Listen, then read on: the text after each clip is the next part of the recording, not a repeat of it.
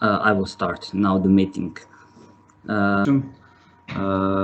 This will be a short workshop regarding the project we won last year from Croatian Science Foundation, and it's the meeting of ARES project. So firstly, I will just present some basic facts about the project, and later on I will introduce each of the lecturers very briefly, and then every lecturer will have a short presentation around 15 minutes of a project, of their subject. What is, if you want to ask something, or if you have some questions, you can write it here in chat.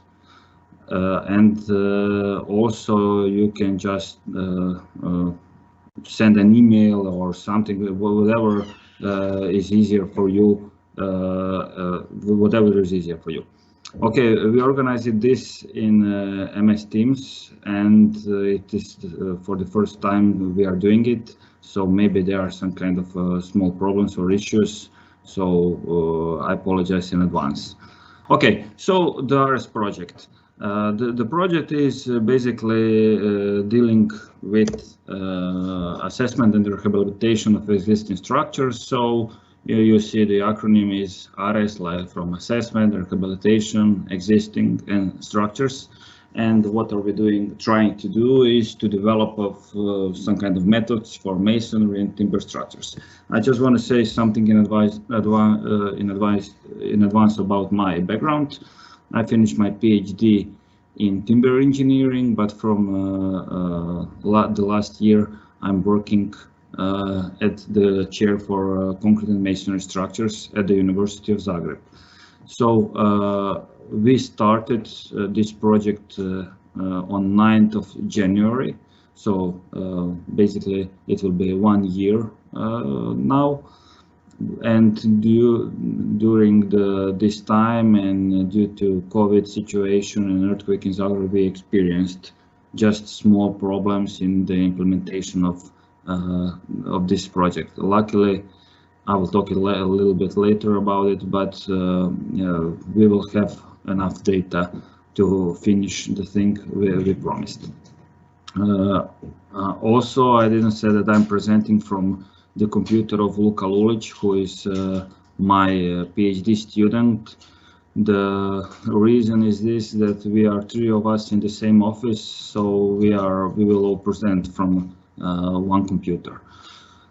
Okay, my presentation will be maybe a little bit more than 15 minutes, but just a little bit more, and the other guys will probably have 10 to 15 minutes, so I think everything will work. So the group is divided in several, let's say, tasks or several groups. Its first group is about masonry structures, the second one is about timber, then reliability, and then in the end we will have structural health monitoring and experimental work. In each of these groups there are several PhD students involved and some advisors involved. So as this project is financed by Croatian Science Foundation under the call of installation projects, so we will have, it was the idea of this kind of project is that only young scientists can participate in the project. So basically it's the maximum is to be old as your PhD plus 7 years.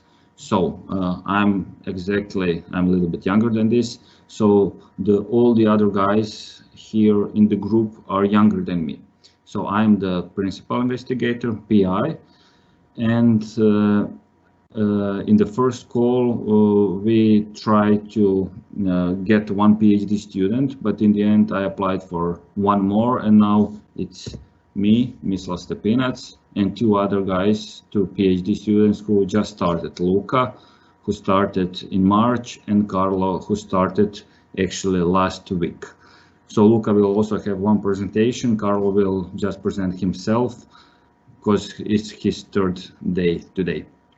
Then we have several more PhD students at Masonry structures. It's Tvrtko and Ivan. Timber, it's Jure and Nikola. And assistant professor Robert Jokver from University of Chalmers. He's also active member group of these projects. And then from experimental work and structural health monitoring, we have Janko, who will also present something today. For successful implementation of projects, of course, we need to have some advisors, and it's always beneficial for us to have good advisors. And we tried to cover all the fields with excellent scientists, some older scientists who will help us if we experience some problems. So for masonry structures, here we have Professor Tomislav Kišiček from University of Zagreb and Professor Chiara Bedon from University of Trieste. And in Robert is also dealing with reliability and with timber structures. Robert is a full member of this group, as I said before. And for timber structures, we have advisor Professor Vlatko Rajčić from University of Zagreb. And in group reliability, the advisors are Gerhard Fink from University of Aalto in Finland, and Dr. Daniel Hovenfi, who was, in the time we proposed this project, working at ARES Sweden in Göteborg, but actually now he moved and he is working in Copenhagen on some other kind of works. And then in the end, we will have this experimental work.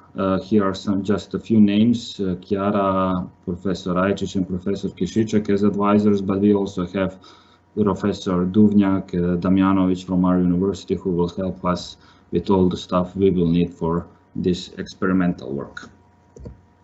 So we have several objectives and goals of this project. Of course, the first one is establishment of the research group. And as I said before, we established the group, we have 2 PhD students, and now we need to start to work on this topic. The second one is to the development of databases of structures and assessment techniques.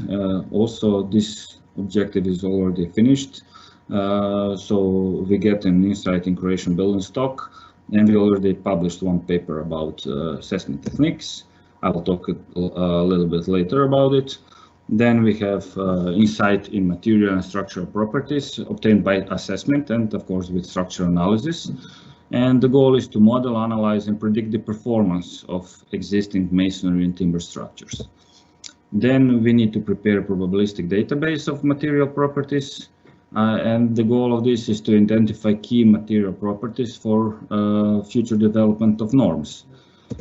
Quantification of material properties and time-dependent material behavior. This is also something we want to do, and we want to get insight in reliability methods for practical engineers. And what we will do, we will have some case studies with structural health monitoring, continuous structural health monitoring, to get some data for updating. Then we want to optimize the models, of course, for the prediction of structural performance. Goal is to develop and evaluate models and tools for reliability of existing structures, but based on different data. So based on different amount of information to predict future scenarios. And then we have evaluation of proportionality and development of design guidelines. And what we will do in the end is evaluation of reliability and development of design guidelines. So the goal is also oriented to structural engineers and for their benefit from advanced methods and techniques within the assessment process and processes. And in the end, of course, what we want to do is to apply to other sources of funding. I think this is very interesting and in the end a very demanding process, but it's a key process how to develop and how to share the knowledge we obtained by this project and how to improve our project in the future. What also we want to do is to invite all of you, if you are interested in some kind of cooperation, to just ask to join us, or maybe we can send you some newsletters or whatever you want about this project. Also, I went this year to University of Minho in Portugal, spent there for 2 months, 2 wonderful months. So I think the cooperation already started, and that probably and hopefully we will get some projects together in the future. So this is a timetable. It looks a little bit complicated, but it's not. So on the left side we have objectives, on the right side we have months. So the project started on the 9th of January this year, and it will end after 5 years. What we will do is, and what we promised is to have 20 different case studies, 10 for timber, 10 for masonry, and we'll have complete assessment with non-destructive tests, with destructive tests, with structural health monitoring, structural analysis of these case studies, 3D modeling in BIM, and then finite element modeling of every single case study, with, of course, modeling of, in example, joints in timber structures. Also, we will have experiments in a laboratory, and then in the end we will just continue to obtain all the objectives I already told. So we have several project modules. The first module is development of databases. So we have 2 different tasks. So compilation and inventory of a selection of existing structures and assessment methods, and inventory of the relevant material properties and load types. When we are talking about load types, first we were thinking about mainly snow load and wind load, but as the project is going on, and as we experienced the earthquake in Zagreb, more or less everything in masonry thing will be organized around earthquake. So we have a module 2. It's model development, analysis, and sensitivity studies. So we will have structural analysis of these case studies and development of models for the estimation of more precise material properties, and loading, evaluation of the loading history of structure. Of course, this is very important, and this is also about, let's say, snow and wind loads, where we will get the data from some respective institutes about the load history. Now, module 3 is model verification and optimization, experimental working on the lab, optimization of models, and quantification of the value of information for assessment and structural health monitoring of structures. Today we will have one presentation from Dominic, who will tell us a little bit about the value of information modeling and how we can include it and in our process of assessment, and in the end in the process of decision making of each case study. And then in the end, the fourth module is evaluation of proportionality and reliability analysis to produce design guidance in the end for engineers. So as you see, all of these modules are going to one goal, and we hope that in the end we will be successful with this project. As you maybe know, I think a lot of you know that Zagreb was hit by an earthquake this year on 22nd of March. So, you know, it was not a devastating earthquake, but still it was a severe earthquake which damaged a lot of masonry buildings. I'm just showing 2 pictures here. So the picture on the left is how one normal street in Zagreb looks like after the earthquake. So the buildings weren't collapsed, did not collapse, but we have still severe damage on masonry buildings. The problem is that most of these buildings are in the city center of Zagreb, in the urban core, and they are under heritage protection, like this one on the right. So as I said, the project is dealing with assessment methods and obtaining of key material properties and to obtain structural performance of this kind of buildings. So in some way, let's say we were lucky because nothing or almost the damage was not so severe in Zagreb, but still for our project we were lucky because we will have a lot of data to analyze. So for you who didn't know, the preliminary post-earthquake assessment in Zagreb was finished in 3 months after the earthquake, and 26,000 buildings were categorized in different states of damage. And we hope we will also, as our project is dealing with assessment, in future work we will have proper assessment of these damaged buildings, and we will get an insight of this Croatian stock, or at least Zagreb building stock. So about the workshop, it's a workshop for 2 days. We are having presentations from 5 different institutes or universities. It's most of us from University of Zagreb, Robert, who is active member of a group from Chalmers University. Then we have several presentations from University of Minho, Chiara from University of Trieste, and tomorrow we have 2 presentations about timber from Igor and Istok from InnoRenew or University of Primorska. They are working in both institutes, so from Slovenia, from Koper. Also, what is very, what I'm always trying to do is to implement some practitioners, and we will also have, I'm really happy that the guys from Croatian design offices were willing to present their work. We all know that how busy they are and how many projects they are dealing with, but I think it's very also interesting and very important to include the guys from design offices to present their work. So we will have David from Studio Arching, and we will have Ivan from People's Associate Structural Engineers, who will present their work tomorrow. Also, what I wanted to say, how everything started with this project.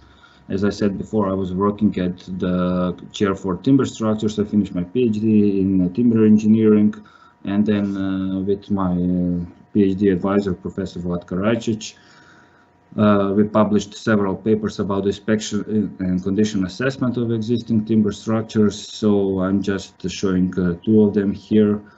Professor Rajčić will also present something tomorrow. Jure will present something tomorrow, some case studies. We were dealing a lot with assessment of old and heritage timber structures. So this second paper or something very similar will be presented by Professor Rajčić tomorrow. And also we published with Igor and Istok one paper about seismic design of timber buildings. So there is something about assessment said also in the paper. This paper was published this year, and we were just trying to push to show the future trends and highlight challenges in timber engineering. And then we published also one star paper about the methods for assessment of critical properties in existing masonry structures under seismic loads. Okay, it doesn't need to be under seismic loads, it can be for regular assessment, but we want to stress out the seismic loads. And basically this is the description of the whole project, this ARES project, and it's a collaboration of several of us from University of Zagreb and Chiara from Trieste, and then with Matteo from Faculty of Geodesy. This year I published a paper about emerging technologies for assessment of safety and seismic vulnerability of and damage the detection of existing masonry structures. So basically this paper is dealing with new technologies, with drones and with spectrography, photogrammetry and other new methods and how we can implement it in the process of assessment. And later on this year or several days ago, we as a group from Chair of Masonry Structures just published one paper about strengthening of masonry with FRP and TRM, so it will be translated in English in these days and it will be online. So whoever wants these papers, I can publish them online or send you by email, just ask. In the end, I want to talk a little bit about today's agenda. The first day or today we will just deal with masonry, or more or less with masonry engineering.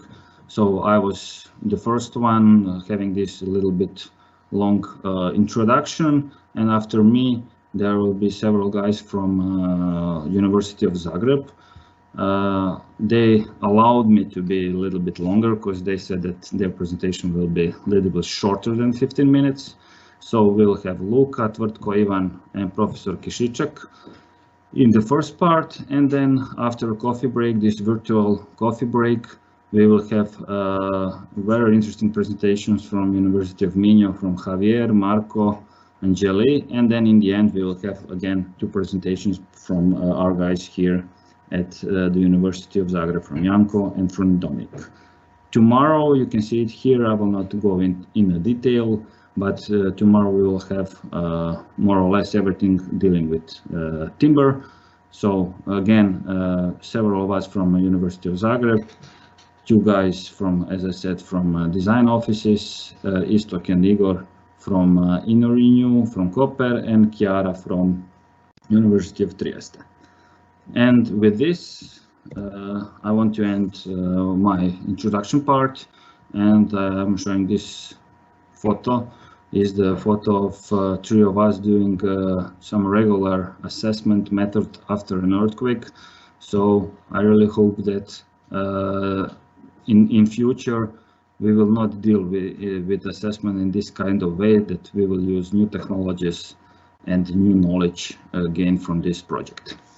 And after my presentation, now I'm calling Luka, and Luka will present one case study we've done here in Zagreb. Luka is my PhD student working for almost for just 9 months, and he started in March, and after 22 days of his time we experienced this earthquake. So I must say that his first working days were very well intense, and that he will have something to show us with his presentation. It is his first presentation ever, so wish him luck. Luka, you can do it. Thank you, Mislav, for your presentation. Now I will open my presentation, just a second.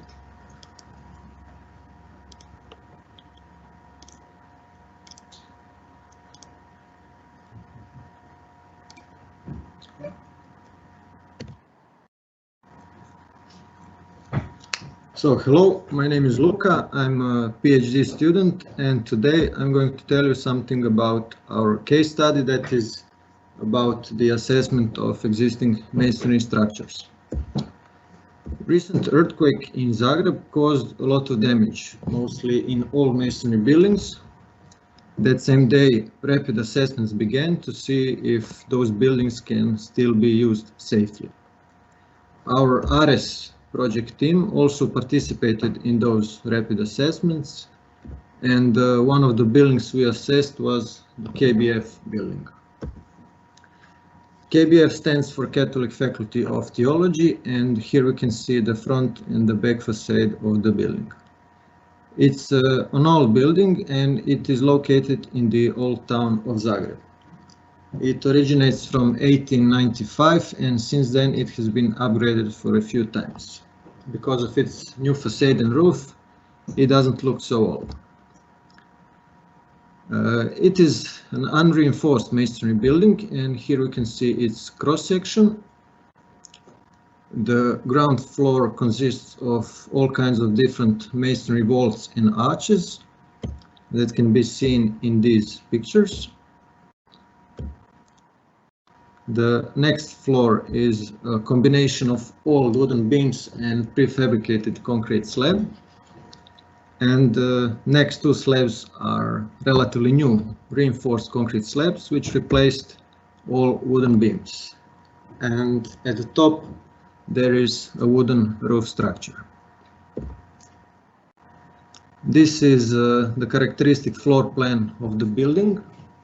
Main walls have thickness of 50 centimeters and secondary walls have thickness of 28 centimeters. Some walls have voids inside, so we had to investigate to see the real load-bearing thickness of those walls. After our first rapid assessment, we concluded that the building is still safe to use, except this main staircase, which had significant cracks, as can be seen in these pictures. Vertical communication in the building was not a problem because there are still two secondary staircases. After this, we did the second, more detailed assessment that was based mainly on visual inspection. All damage was documented and a detailed opinion on the usability, safety and global stability of the structure is given, as well as advice for the next steps. All of that was given in a form of a document. As well, we made new, upgraded and more detailed drawings of the building. And now we are in a process of seismic assessment of that same building to see its resistance and how it behaves in a seismic event. The first step is to obtain the data about the material, so we did some in situ tests to get that needed data. First, we did a non-destructive visual method called MQI method or Masonry Quality Index, which is created by Bori and others. MQI gives us approximate values of strengths and modulus of elasticity of the masonry. This method will be explained in one of the next presentations. This is our colleague Tvrtko. Next, some destructive in situ testing was done. Here we can see shear strength test that we did with small horizontal jacks. On every floor, 3 tests were done according to the Eurocode 8 to satisfy conditions for knowledge level 3, which is the highest knowledge level. Red triangles shows us the location of the tests. Knowledge level defines the analysis method and confidence factor. That way the confidence factor can be taken as 1 and pushover analysis can be used. Also, we have the possibility to use flat-jack system to obtain more precise data. For example, Young modulus of elasticity and stress-strain behavior of the masonry. Again, about flat-jack, more will be explained in the next presentation. At the moment, we are in a process of modeling the structure, and the next step is to do a pushover analysis to get a better insight into the building's behavior. 3D numerical model is made in a software called Trimuri, which uses equivalent frame model method. Structural analysis is divided in 2 phases. In the first, equivalent frame model is automatically created. Wall elements are divided in 3 segments: the orange piers, green spandrels, and blue rigid nodes. The damage is concentrated in piers and spandrels only. After this, the nonlinear static analysis or pushover follows. As a result, structural capacity or pushover curve is derived from the pushover analysis. It represents the building's behavior until collapse in a seismic event but it is independent from the seismic demand. This black pushover curve of a system with multi degrees of freedom is transformed in a pushover curve for a single degree of freedom, and then it is transformed again in this orange bilinear diagram. Then that orange diagram is overlapped with seismic demand in a form of acceleration spectrum. And the intersection between those two diagrams is a performance point, and it gives us the damage state of a building for that specific seismic event.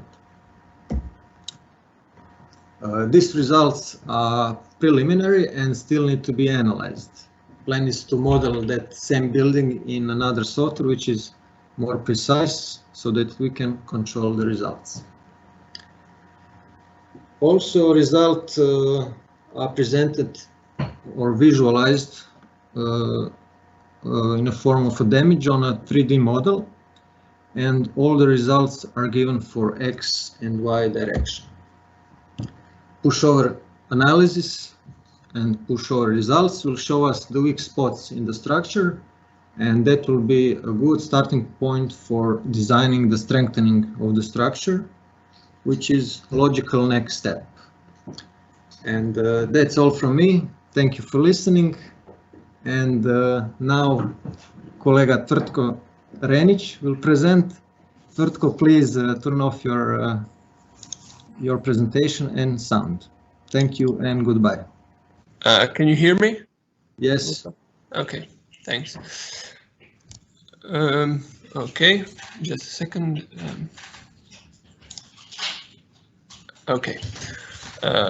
Hello, good morning. My name is Tvrtko Renić, and I'm a research and teaching assistant here at University of Zagreb, Faculty of Civil Engineering at Chair for Concrete and Masonry Buildings Structures. Today I'll talk about flat jack testing of masonry structures, and I'll focus on the methods and steps needed for the evaluation of masonry parameters.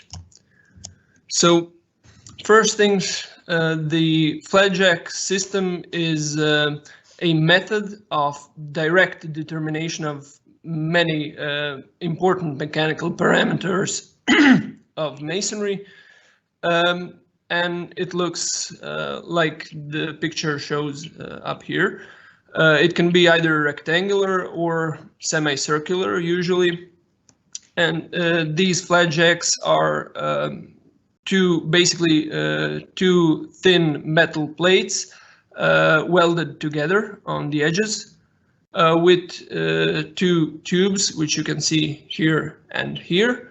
These tubes are used for two things: connection of flat jacks and a connection of a flat jack with a hand pump, which is used to pump the oil inside a flat jack, which then increases the pressure inside it.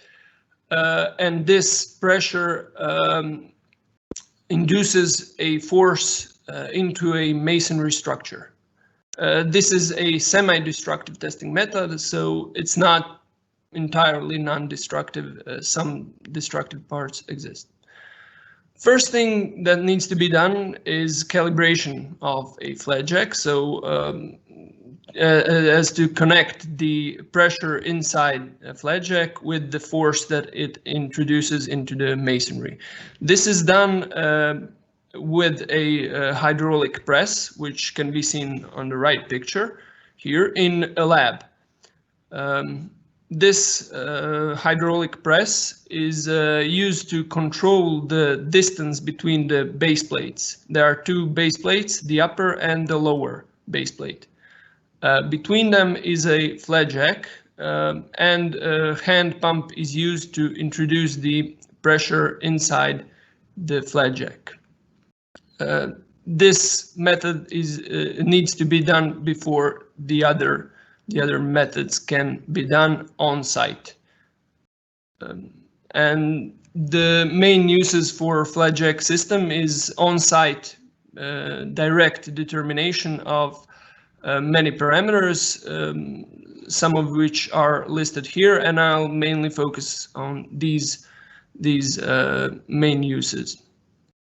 So first thing that can be done is determination of a current stress level in a masonry wall. First thing that needs to be done is plaster should be removed from about 0.5 meter by meter portion of a wall. Then these metal points or datums are glued to the masonry wall at a certain distance from one another. This distance is then measured. After they are placed here, a cut is made, horizontal cut, where the flat jack will be inserted. When the cut is made, these points come closer together because the stress is released at the cut. So the main idea is to insert the flat jack and increase the pressure to bring this distance back to its initial value. So after the cut is made, another measurement is made so that this difference can be calculated, and then the pressure is increased until the final distance is the same as the beginning one. And so the pressure at the time can be determined. After this stress test is done, it looks something like this. So first, on the first picture, you can see the cutting procedure, then insertion of the flat jack and the measurements done of the distance. After the stress levels are determined, another flat jack can be inserted above or below the existing one, parallel to it. And another set of points is glued to the masonry between the two flat jacks. So now the two flat jacks are connected, and the pressure induced is induced in both of them, and the pressure is the same in both flat jacks. And the distance between the two flat jacks is measured so that a stress-strain curve may be determined. This stress-strain curve can then be used to determine the second or tangent modulus of elasticity, and it is very useful. Another thing that can be done is to test the shear sliding characteristics of a wall. So after the modulus of elasticity and the stress levels are determined, between the two flat jacks, a brick can be removed on one side and a mortar on the other side of this test brick in the middle, and a hydraulic jack can be inserted, which will push horizontally on this middle block. Instead of hydraulic jack, vertical flat jack may be used. There's no difference really. Why is it good to have these horizontal flat jacks? Well, because if only a hydraulic jack, this horizontal one, is used, then the shear strength determined is determined for some level of vertical stress, which we don't know what that is, and it's extremely hard to know. There's no analysis that can determine the exact value of vertical stress. It's all very approximate. With the flat jacks, we can control the level of vertical stress, and when the sliding begins, we can increase the level of vertical stress, and then again increase the horizontal load until another sliding begins, and by doing that, we can determine shear strength at different levels of vertical stress, which is very important for the assessment.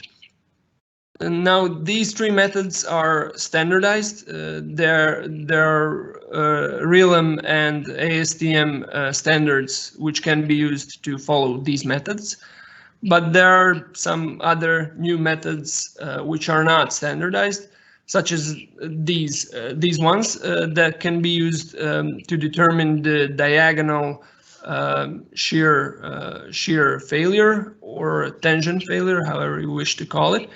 And they usually can use one or two flat jacks. The first two on the left and in the middle, the first two examples use one vertical flat jack. On this left one, the two vertical cuts are made, and in one of them a flat jack is inserted, and the pressure is increased until diagonal failure occurs. In the middle one, similar thing is done, but only one cut is made and pressure is increased. This above and below the flat jack is a fiber reinforced polymer band which is glued to the masonry in order to avoid vertical spread of a crack. Another thing that can be done is with two flat jacks, they can be placed at an angle towards the horizontal like this, and then the pressure is introduced into them, and the diagonal failure should occur perpendicular to them. This is a bit problematic because of the cutting at an angle, and these cuts need to be parallel, and it's usually not easy to cut even a horizontal cut. There are some problems that may occur. So in conclusion, flat jack testing methods are partially destructive, and they need to be calibrated, but a lot of important masonry parameters may be determined on site, and they can be quantitatively determined. In addition to this quantitative parameters, qualitative assessments should be made, and in the next presentation we will see how this is done. I'd like to thank you for your attention, and that's all from me. Okay, Tvrtko, thank you very much for your presentation, and you didn't receive proper introduction. Tvrtko is a PhD student here at the University of Zagreb, and he is a flat jack expert and expert in Eurocode 8. So if you have any questions regarding really important tasks of Eurocode 8, do not hesitate to ask him. And after him, his presentation, now we have his office roommate, Ivan. And Ivan is trying to compete and to become to get a Young Scientist award at our faculty this year. So I hope this presentation will be full of photos, pictures, as the MQI index deserves. So Ivan, floor is yours. Hi, can you hear me?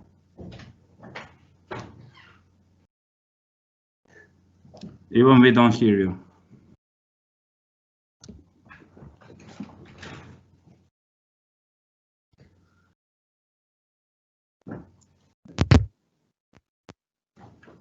Can you hear me now? Yes, continue, please. Sorry. Yeah, something probably wrong with the headphones. Okay. Just a second. You can see everything, right? Yes, we see it. Okay. Hi. As Mislav already said, my name is Ivan Hafner from the University of Zagreb Faculty of Civil Engineering, from the same chair as Tvrtko is, and today I'm going to talk about the Masonry Quality Index. It's basically a visual method for, let's say, the beginning of the assessment of a masonry wall or masonry structure that was developed by the Italians, as already my colleague Luca said. So a little bit about the introduction. So it is quite important to know that 70% of the world's building stock are masonry structures. If you think about it, the similar estimation is valid for Croatia. So it could be said that it's very, very important to make the assessment of these structures and the reconstruction of these old masonry structures a #1 priority.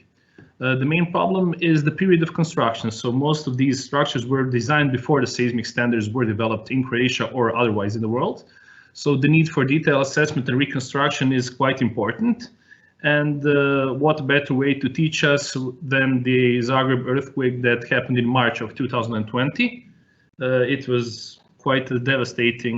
There was quite a lot of devastating losses in old masonry structures, especially the ones that have some cultural and historical value and significance, the ones in the main center of Zagreb. So if you consider the importance of cultural and historical value and the additional problem of energy efficiency, you can come to a conclusion that this assessment and reconstruction should be done on a very high level. When I say energy efficiency problem, I mean that a lot of money was used like on European Union level for the energy efficiency problems in all countries of European Union, and not enough, let's say, value is given to the seismic assessment and reconstruction of old masonry structures. But okay, let's talk about the Masonry Quality Index. So as already stated, it's a visual approach for the assessment of masonry walls and structures. The basics of the method are the ideal wall behavior and the assessment of specific material properties. So stone, brick, or mortar. 7 parameters are taken into account, and each parameter is graded by 3 categories. The first one being F or fulfilled, the second one being partially fulfilled, and the last one not fulfilled. The 7 parameters that are going to be taken into account in this kind of method are the characteristics and quality of masonry units. So the masonry units by themselves, not including anything else. The dimensions of the masonry units, the actual shape of the masonry units. Quite important is the level of connection between adjacent wall leaves, as well as horizontality of mortar bed joints and the staggering of vertical mortar joints. In the end, the quality of the mortar or interaction between the masonry units should be taken into account. So first off, we have the mechanical characteristics and quality of masonry units. When I say masonry units, I only think about the masonry units and nothing else. So if more than 50% of masonry elements are damaged, or if mud and iron fire bricks are used, or we have hollow bricks that have less than 30% of solid surface, then a non-fulfilled grade will be given, so the worst one. Secondly, if 10 to 50% of masonry elements are damaged, there are hollow bricks that have more solidity, 30 to 55%, or sandstone or tough elements are used, the grade of partially fulfilled will be given. In the end, the best grade will be given to those walls that have practically undamaged or a very small amount or percent of masonry elements damaged, or when solid fire bricks are used, hollow bricks that are more than 55% solid, stone and concrete blocks, and so on. Secondly, the second parameter that should be taken into account is the masonry element dimension properties. So if you look at these 3 pictures from the left to right, in the left picture, a grade F would be given because the dimensions of elements are more than 40 centimeters big or long.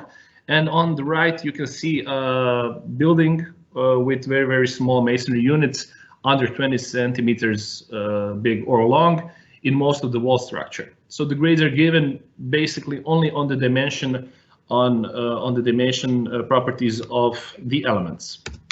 Also, the stone or brick shape is quite important. So if you have rubble rounded or pebble stonework on both masonry leaves, you're going to give an NF or non-fulfilled grade.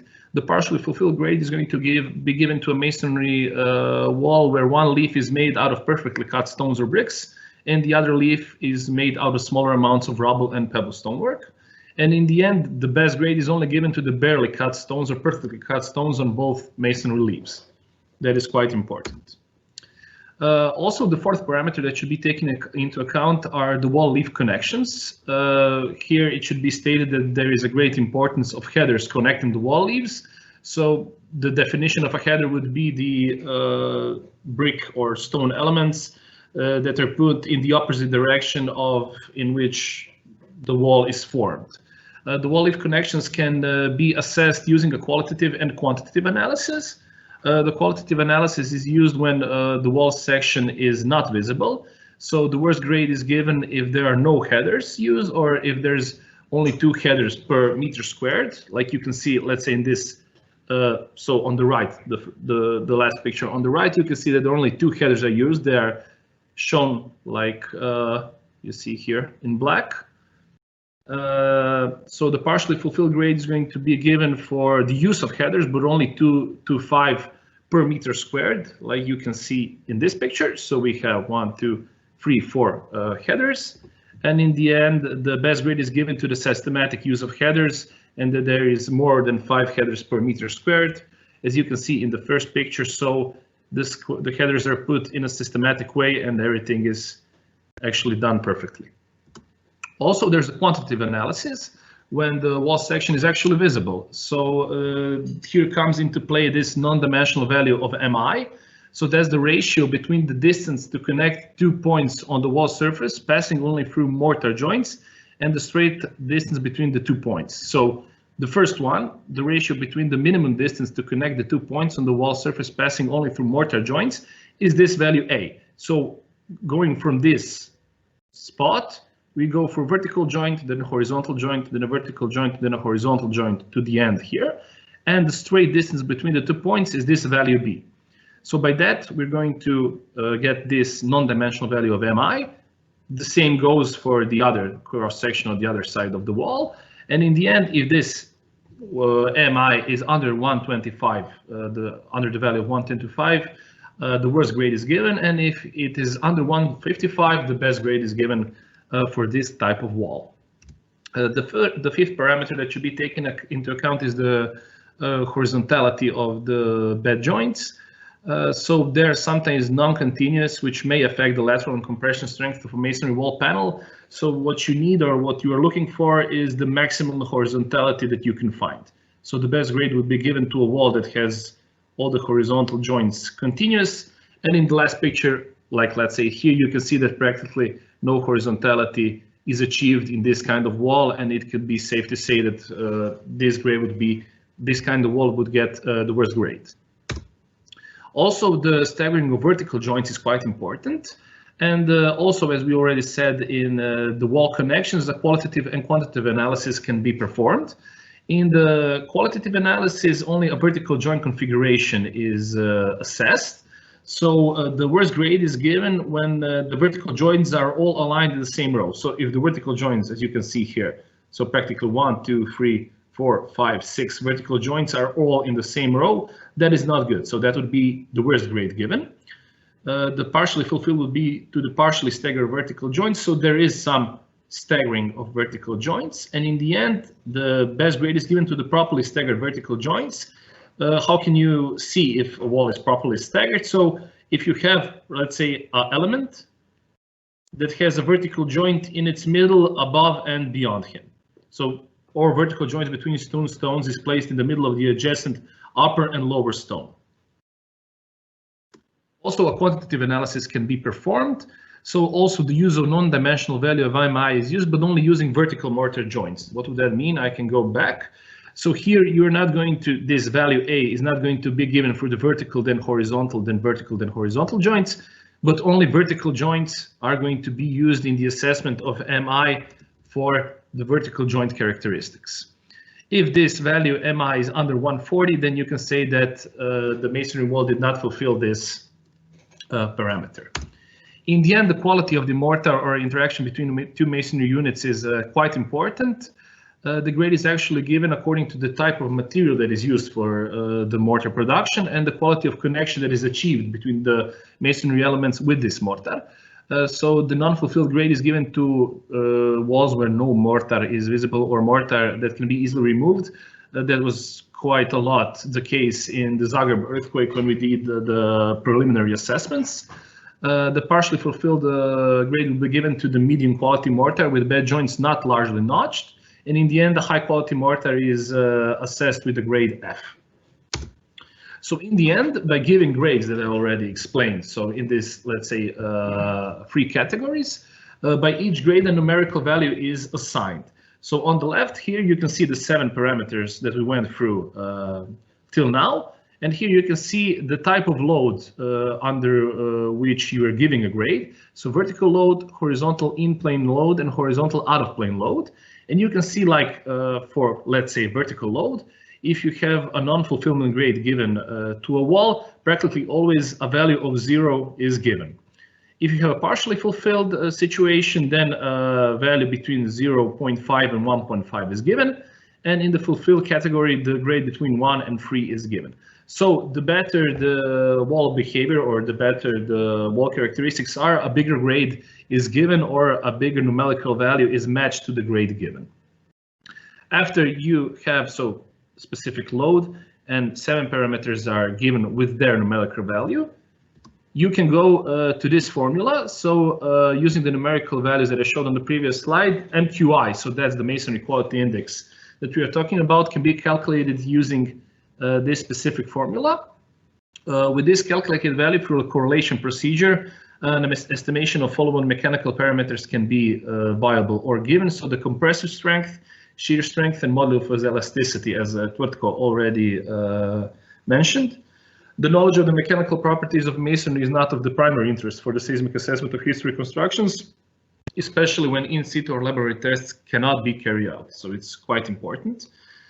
In the end, the final goal of the MQI method, because it is a visual assessment that should be done, let's say, in a safe and fast manner, is to determine the category of masonry quality.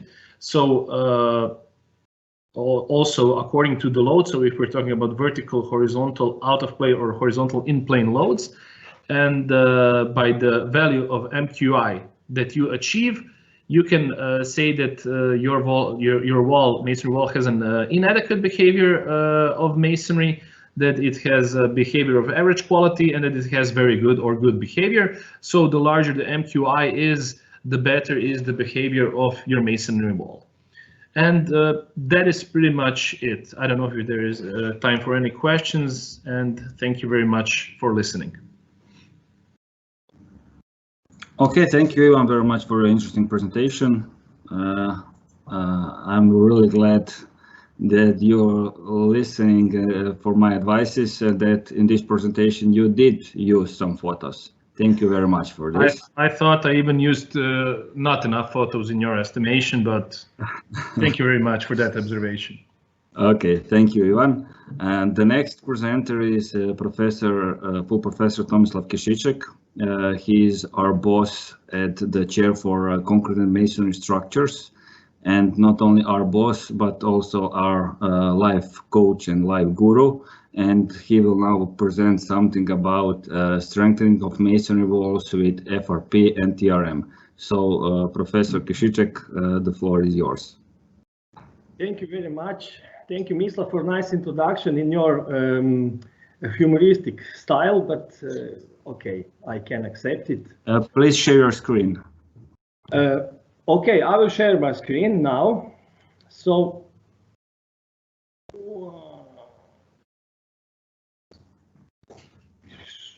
something is strange here. Okay.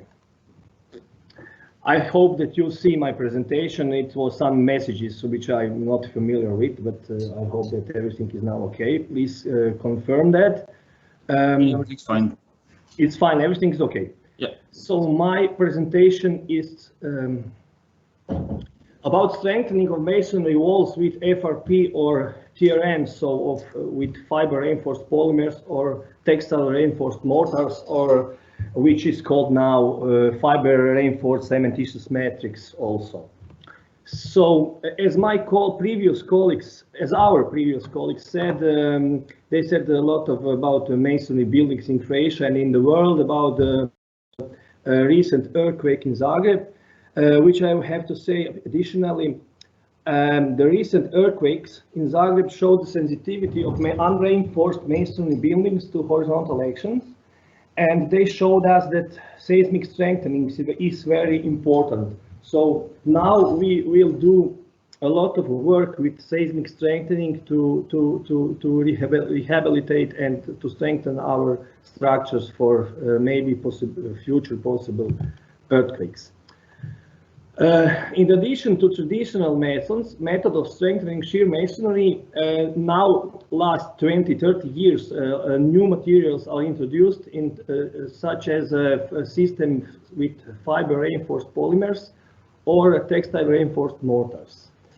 Existing regulation do not cover the design of structures with that systems, but now it's planned to introduce these systems in new Eurocodes, at least about reinforcing of concrete structures, but I hope that something about strengthening of masonry will also be included. So a recent most popular documents and codes or guidelines are presented here. So we have a FIB Bulletin 90, which is really new one, which is ancestor of FIB Bulletin 14, which are dealing with externally bonded FRP reinforcement for reinforced concrete structures, but also it can be used for masonry structures. Next, we will have some Italian documents, guide for the design and constructions of externally bonded FRP systems for strengthening existing structures. So this guideline has part for concrete structures and part for masonry structures. And the last one presented here, but not the last one in the world, is ACI. The American Concrete Institute also give some the guidelines to externally bonded systems for concrete structures, which can also be used for masonry structures, because we know that masonry structures could be calculated with some assumptions for concrete structures also, and we have some combinations of masonry and concrete within confined masonry, so everything is good with that.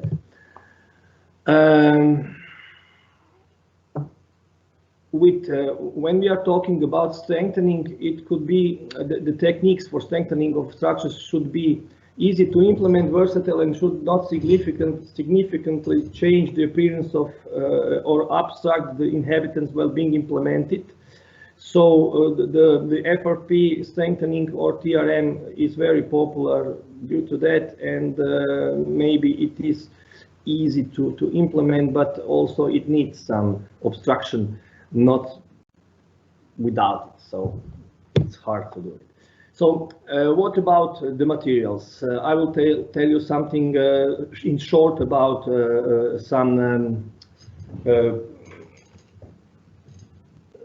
about the materials. So FRP is a fiber composite materials where certain fibers have a function of reinforcement, and they are embedded in polymer matrix that form the final shape. The advantages of FRP are his corrosion resistance, lightweight, high tensile strength, significant ratio of strength and weight. It has good behavior under dynamic loads, insensitivity to magnetism, non-conduction of electric current. It has ability to dampen the vibrations, to resistance to most acid and alkalis, the ability to use various shapes and lengths, and ease of and speed of the applications.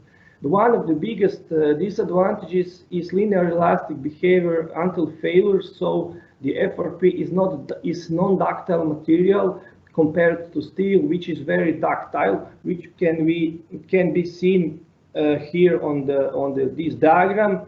So these are the properties of CFRP. This is carbon reinforced, fiber reinforced polymers. AFRP, which is aramid fiber reinforced polymer, and GFRP, which is glass fiber reinforced polymer. And this below is a bilinear diagram of steel for reinforcing of masonry or concrete elements. The next materials which we are talking about is TRM, so textile reinforced mortar, or fiber reinforced cementitious matrix. This is the same. Textile reinforced mortar is composite formed by replacing an organic binder or matrix with an inorganic one. So it is used cement or lime mortar. It consists of textiles made of fiber bundles, so glass, carbon, basalt, or PVO fibers, in at least two usually orthogonal directions. And this textile is embedded in inorganic matrix. The fibers they have a role to take the tensile stress, while the matrix protects the fibers and transmits tensiles from the wall, which is strengthened to the fibers. So the TRM has bearing capacity in the direction of the fibers. So this is very important. TRM increases the resistance of masonry to shear and to bending in the plane, bending out of the plane, and vertical load bearing capacity. It is also used to strengthen the masonry arches, walls, and domes.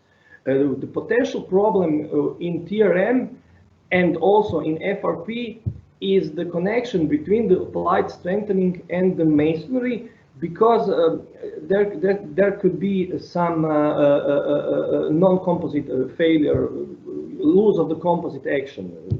So it is very important to apply the anchorage between FRP or TRM with our structure.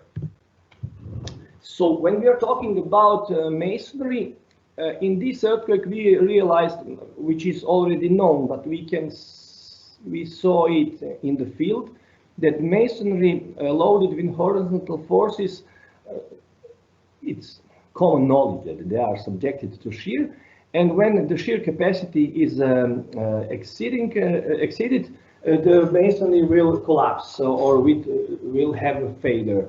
We observed the three modes, general modes of masonry failure are observed. So it is a diagonal failure, which can be diagonal straight through the bricks, or a steep failure through the mortar joints. We have a bending failure, which is rare, not so much common like diagonal failure, or the last one, the sliding failure, which we will have, which is shown on the figure C. So when we are talking about shear strengthening of masonry, the shear capacity of strengthened wall consists of two parts. The first part, this one here, is the bearing capacity of existing wall, which have to be avoided or taken equal to zero if the wall is already damaged. And the other one is the part of the capacity of strengthening. As I said before, in both cases of strengthening, anchoring is a bigger problem than the fiber failure. When anchoring, the conditions of strengthening exposure are very important. So when we are talking about anchorage, the maximum length at which anchoring is achieved is shown on this formula, and this formula here is the value of the length depends mostly on shear strength of the composite, or the glue between composite and the masonry, modulus of elasticity of masonry, and some fracture energy of masonry, and also thickness of the masonry of the FRP or TRM composite. The fracture energy depends on geometry, correction factor depending on masonry. So the KB is factor geometric correction factor, KG is a factor depending on the masonry, and some compressive strength of masonry and tension strength of masonry elements. So these parameters are very important in designing of strengthening. When we are talking about FRP, the shear capacity of FRP strengthening it depends on the arrangement of FRP strips on the wall. In case that if we have the strips parallel to the direction of the shear force, so horizontally in the case of the walls, the shear capacity should be calculated with this formula, where we have parameters like FRP area, the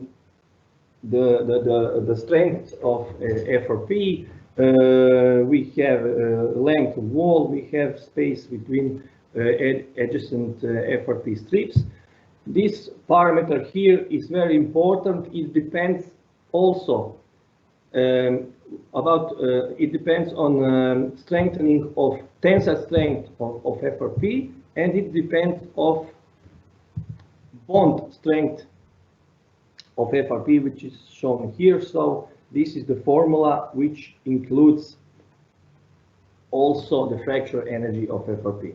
What is important, I have to say that these formulas are according to Italian guidelines CNR, because we compared some guidelines and we concluded that in Croatia these guidelines will be most suitable because we have the similar masonry types in Italia and in Croatia, and these CNR guidelines are very good because they are corresponding to Eurocode 8 and to Eurocode 6 and to Eurocode 2, so we can use it in Croatia. What else should be said here, which is very important? When we are talking about the shear strengthening of masonry, we forget that the producers of FRP or TRM systems for strengthening, they also said that the basic assumption is that box behavior of our masonry structure is achieved before we